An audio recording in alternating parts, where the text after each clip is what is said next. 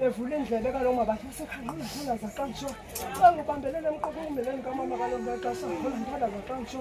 kanganina ke abantu abadala xesha nami ndingazinanjo kalonga futhela ntana zakantsho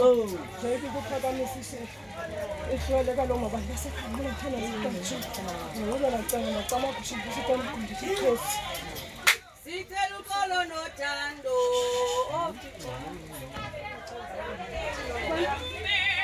Thank you.